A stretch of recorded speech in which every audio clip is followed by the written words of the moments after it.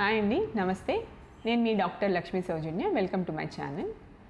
ఇవాళ మన టాపిక్ ఏంటంటే పిల్లల పళ్ళ సమస్యలు అన్నమాట. జనరల్గా ఇది చాలా కామన్గా ఓవర్లుక్ అయ్యే సమస్య. పేరెంట్స్కి కూడా వీటి గురించి ట్రీట్మెంట్ గురించి అంటే చేయించుకోవాలా అన్నదే పెద్ద ప్రశ్న.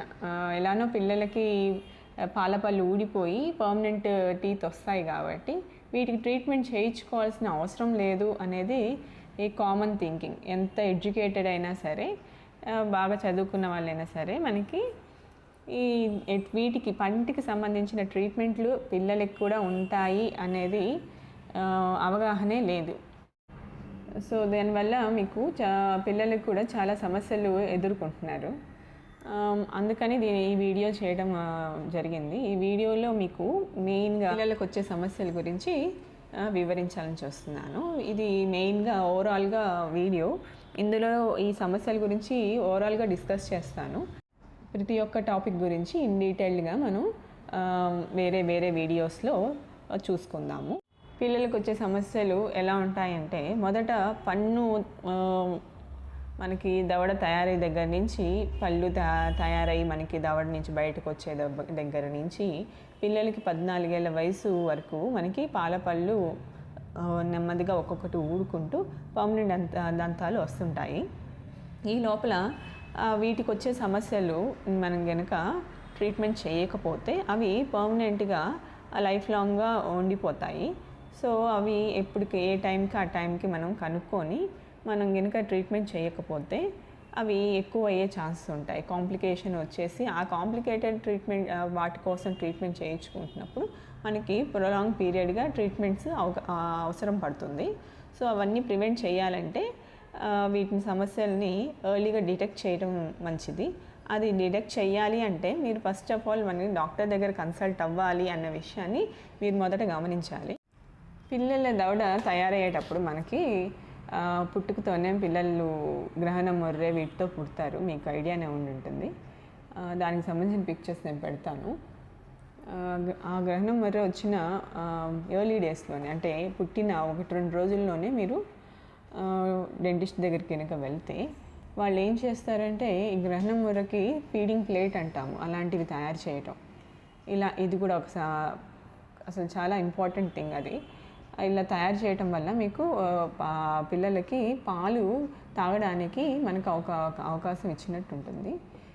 అదొక సమస్య ఉంటుంది. అలానే పళ్ళు వచ్చేటప్పుడు టీటింగ్ సమస్య అంటాము. పిల్లలకి పాల పళ్ళు వచ్చే దగ్గర కానీ, పర్మనెంట్ దంతాలు వచ్చేటప్పుడు కానీ వాళ్ళకి పంటి దగ్గర పెయిన్, నొప్పి ఉండటం, ఎర్రగా ఉండటం, ఎక్కువ ఉమ్ము రావటం, అలానే వాళ్ళు ఫింగర్స్ ఏది పడితే అది నోట్లో పెట్టుకుంటాం, ఇలాంటి సమస్యలు ఉన్నప్పుడు అవి చిన్నగా ఉన్నప్పుడు మీరు టీతస్ అలా ఇచ్చిన మనకి ప్రాబ్లం సాల్వ్ అవుతుంది.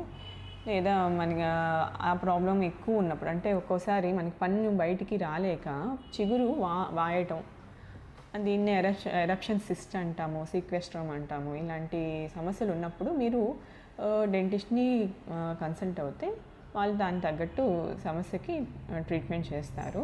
అంతేగాని ఒక్కోసారి చాలా రోజులు పన్ను వచ్చినట్టు ఉంటుంది కానీ అది ఎన్ని రోజులకి బయటికి రాదు. అలాంటప్పుడు కూడా మనకి పిల్లలకి ఆ పన్ను బయటకు రావడానికి ఆస్కారం కలిగించడానికి లేజర్ ట్రీట్మెంట్స్ కూడా ఉంటాయి. సో ఇవన్నీ ఉంటాయనే విషయం మీరు గమనించాలి. నెక్స్ట్ మనకి ఇంకో కామన్ సమస్య ఏంటంటే పళ్ళు పుచ్చిపోవటం. పిల్లల పాలు దంతాలకి పుచ్చులు వస్తే పెయిన్ కూడా వస్తుంది. చాలామందికి తల్లులకి తండ్రులకి ఇవి ఏంటంటే, ఎలానో పన్ను ఊడిపోతాయి కదా అని అసలు ట్రీట్మెంట్కే తీసుకురారు. ఒకవేళ తెచ్చినా కూడా మాకేం చెప్తారంటే, ఊడిపోతాయి కాబట్టి అవి తీసేసేయండి ముందే అని అంటారు. ఇది అసలు చాలా పెద్ద ప్రాబ్లం అండి. పిల్లల పళ్ళకి పుచ్చు సమస్య కనుక వస్తే అది చాలా పెద్ద విషయమే ఉంటుంది. ఎందుకంటే ఒక్కసారి పిల్లల పళ్ళకి పుచ్చులు రావడం, వాటి వల్ల పెయిన్ రావడం కనుక జరిగితే వాళ్ళు తినటం కంప్లీట్గా తగ్గిస్తారు. దీనివల్ల ఏమవుతుంది, మొదట 5 years లోపల మనకి 95% ఆఫ్ బ్రెయిన్ గ్రోత్ జరుగుతుంది. ఈ బ్రెయిన్ గ్రోత్ జరిగినప్పుడు ఏమవుతుందంటే, మనం ఫుడ్ ఇంటేక్ కనుక సరిగా లేకపోతే మనకి బ్రెయిన్ డెవలప్మెంట్ కానీ, ఫుల్ బాడీ మనకి గ్రోత్ కానీ మనకి తక్కువగా ఉంటుంది. కంపేరిటివ్గా పుచ్చు లేని పిల్లలకి మనం కనుక కంపేర్ చేస్తే మామూలుగా ఉన్న వాళ్ళకంటే ఇలా పుచ్చు ఉన్న పిల్లలకి కొంచెం బ్రెయిన్ గ్రోత్, ఓవరాల్గా బాడీ జనరల్ గ్రోత్ అనేది తక్కువగా ఉంటుంది. దీనివల్ల వాళ్ళకి పర్మనెంట్ ప్రాబ్లంగా అది దారితీయచ్చు. అంతేకాకుండా ఎర్లీగా పళ్ళు తీయటం వల్ల మనకి రకరకాల గగురు పళ్ళు సమస్యలు రావచ్చు. లేకపోతే వాళ్ళకి లుక్ సరిగా లేదని, అంటే ముందుగానే ఎదురు పళ్ళు పోవటం, చాలా రోజుల వరకు నల్లగా పళ్ళు పుచ్చుతో ట్రీట్మెంట్ చేయించుకోకుండా ఉండటం, వీటి వల్ల కూడా వాళ్ళకి ఈ ఇన్ఫీరియారిటీ కాంప్లెక్స్ డెవలప్ అయ్యే అవకాశం ఉంటుంది. ఇది చాలా సైకలాజికల్గా పెద్ద ఇష్యూ అవుతుంది, కానీ పేరెంట్స్ ఇది చాలా అసలు గమనించరు. అంతేకాకుండా ఈ పళ్ళు పాల పళ్ళకు పుచ్చులు ఉండటం వల్ల పర్మనెంట్ దంతాలు వచ్చే టైంకి ఈ పుచ్చులు అలానే ఉండటం వల్ల వాటికి కూడా పక్కకు పాకి ఎర్లీ ఏజెస్లోనే 8-9 ఇయర్స్కే వాటికి కూడా పుచ్చులు వచ్చేసి పెయిన్ వచ్చేసి వాటికి కూడా ట్రీట్మెంట్ కోసం వస్తుంటారు. సో పిల్లల పళ్ళు పుచ్చులు ఎందుకు వస్తాయి, వాటికి ఎలా రాకుండా ఏం చేయాలి, వాటికి ఏమేమి ట్రీట్మెంట్స్ ఉంటాయి, ఇవన్నీ కూడా నేను నెక్స్ట్ వీడియోలో ఇంకో డీటెయిల్డ్గా చెప్తాను. సో ఇలాంటి సమస్యలు కూడా ఉంటాయని గమనించండి. ఈ పుచ్చులు అనేది ఎప్పుడు ఉంటాయంటే మా దగ్గరకు వచ్చే పేషెంట్లు 1.5-1 ఇయర్ పిల్లలకు కూడా ఉంటాయని మీరు తెలుసుకోవాలి. ఎందుకంటే అసలుకి వాళ్ళకి కూడా సమస్యలు వస్తాయా అని అనుకుంటారు. ఎస్, వస్తాయి. మీరు ఇచ్చే ఫుడ్ హ్యాబిట్స్, మీరు చేసే క్లీనింగ్ సరిగా లేనప్పుడు పిల్లలకి 1 ఇయర్ నుంచి కూడా పుచ్చుల సమస్యలతో మా దగ్గరకు వస్తుంటారు. ఇది కూడా మీరు ఎక్కువగా ఆలోచించాల్సిన విషయం. నెక్స్ట్ వచ్చేసరికి పిల్లలు కొంతమందికి ఫుడ్ థమ్ సకింగ్ అని, లేదా నెయిల్ బైటింగ్ అని, టంగ్ టెస్టింగ్ అని, ఇలాగ హ్యాబిట్స్ ఉంటాయి, ఓరల్ హ్యాబిట్స్. ఈ ఓరల్ హ్యాబిట్స్ వల్ల కూడా మనకి పళ్ళల్లో కానీ, పన్ను స్ట్రక్చర్స్లో కానీ, దవడ పెరుగుదలలో కానీ, మొత్తం lower half of the facial growth మొత్తం డిస్టర్బ్ అయ్యే అవకాశాలు ఉంటాయి. వీటి వల్ల పర్మనెంట్ చేంజెస్ వస్తాయి. అవి కనుక మనం ఎర్లీగా డిటెక్ట్ చేయడం వల్ల మనకి క్లిప్ వేసే సమస్యలు కానీ, లేదా దవడలో వచ్చే పర్మనెంట్ చేంజెస్ కానీ మనం ఆపొచ్చు. సో ఇది కూడా ఒక హ్యాబిట్స్ అనేవి కూడా, ఓరల్ హ్యాబిట్స్ అనేవి కూడా మనకి ఆలోచించుకోవాల్సిన విషయం అనమాట. మీరు పేరెంట్స్గా మీరు తీసుకోవాల్సిన డెసిషన్ ఇంపార్టెంట్. మీరు ఇలాంటి సమస్యలు ఉంటే డెఫినెట్గా డాక్టర్ దగ్గరికి తీసుకొచ్చి తగిన సలహాలు తీసుకోవాల్సి ఉంటుంది. నెక్స్ట్ వచ్చేసి ఇంకా పిల్లల్లో మనకి దవడ పెరిగేటప్పుడు అంతేకాకుండా ఇంకో సమస్య కామన్గా ఉండేది ఏమిటంటే పిల్లల పళ్ళు డెవలప్ అయ్యేటప్పుడు దవడ సైజ్ ఏమో దవడ సైజ్ సంబంధించిన జీన్స్ ఏమో ఒక పేరెంట్ దగ్గర నుంచి, పళ్ళ సైజు సంబంధించిన జీన్స్ ఏమో ఇంకో పేరెంట్ మదర్ కానీ ఫాదర్ మారినప్పుడు, అంటే ఇద్దరు పేరెంట్స్ యొక్క జీన్స్ రెండింటి మధ్య డిస్క్రిపెన్సీ కనుక క్రియేట్ చేస్తే మాత్రం వాళ్ళకి చిన్నప్పుడే మన ఎర్లీ స్టేజెస్లోనే దవడ పళ్ళు సైజు ఎక్కువగా ఉండటం, దవడ చిన్నగా ఉండటం, గగురు పళ్ళు రావటం, ఇలాంటివి కూడా ఉంటాయి. దీనికి తోడు వాళ్ళకున్న హ్యాబిట్స్, ఈటింగ్ హ్యాబిట్స్ కానీ, ఈ ఓరల్ హ్యాబిట్స్ వల్ల కానీ కూడా మనకి ఈ సమస్యలు ఎక్కువ అవుతాయి. సో వాటిని కూడా ఎర్లీగా డిటెక్ట్ చేస్తే క్లిప్ వేయాల్సిన అవసరం లేకుండా, అది అంటే క్లిప్ వేయాలి అంటే ఒక ఏజ్ రావాలి. 14 ఇయర్స్ తర్వాత రెగ్యులర్గా 13-14 ఇయర్స్ తర్వాత క్లిప్ వేస్తారు. అప్పటికి ప్రాబ్లం ఎక్కువైపోయి కాంప్లికేట్ అయిపోయి ఉంటుంది. దాన్ని మనం కరెక్షన్ చేయాల్సి ఉంటుంది.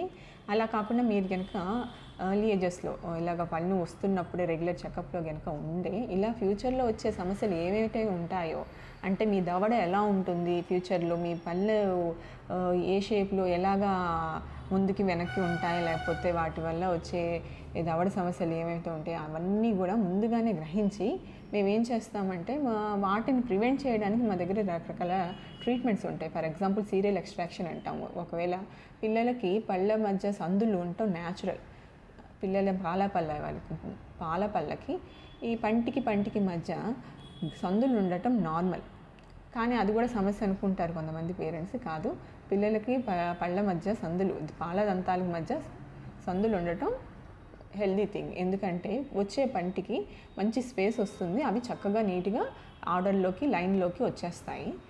సో అలాగా లేకుండా దగ్గరగా ఉన్న వాళ్ళకి డెఫినెట్గా గగురు పళ్ళు వస్తాయని మాకు అర్థమవుతుంటుంది. ఎంత దవడ పెరుగుతుంది, ఏ రకమైన పళ్ళ వరుస వస్తాయి వీళ్ళకి అనేది మాకు ముందే తెలుస్తుంటాయి. దాన్ని బట్టి మేము ఏం చేస్తామంటే సింపుల్ ట్రీట్మెంట్స్తో, టెక్నిక్స్తోనే, చిన్న అప్లయన్స్లతోనే వాళ్ళకి పర్మనెంట్గా ఆ ప్రాబ్లమ్ని నిర్మూలించేసే అవకాశం ఉంటుంది.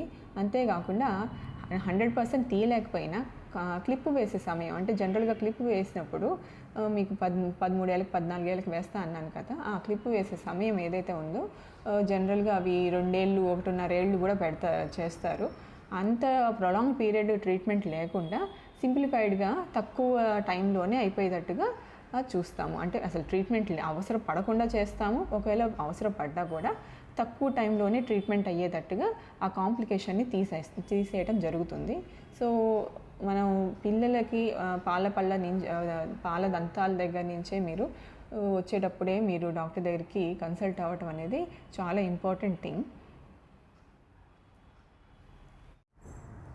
సో ఇవన్నీ కామన్గా పిల్లలు వచ్చే సమస్యలు. కొన్నిటి గురించి ఇక్కడ మెన్షన్ చేశాను. వీటి గురించి ఇన్ డీటెయిల్డ్గా ఒక్కొక్క వాటి గురించి వీడియోస్ చేసి మీకు ఇంకా ఫర్దర్గా వివరించాలని చూస్తాను. అండర్లైన్ థింగ్ ఏంటంటే పిల్లలకు కూడా దంత సమస్యలు ఉంటాయి. అది ప్రతి తల్లిదండ్రులు తెలుసుకోవాల్సిన విషయం. వాళ్ళకి కూడా ట్రీట్మెంట్ చేయించాల్సి ఉంటుంది. మీరు రెగ్యులర్గా డెంటల్ చెకప్లో పిల్లల్ని కూడా తీసుకురావాల్సి ఉంటుంది. ఇది గమనించాలి మీరు. ఇంతటితో ఈ వీడియోని ఎండ్ చేస్తున్నాను. నమస్తే. ఈ వీడియో కనుక మీకు నచ్చినట్టయితే సబ్స్క్రైబ్ చేయండి, లైక్ చేయండి, షేర్ చేయండి, బెల్ ఐకాన్ని క్లిక్ చేయండి. నన్ను సపోర్ట్ చేసిన వాళ్ళు అవుతారు. Thank you. నమస్తే.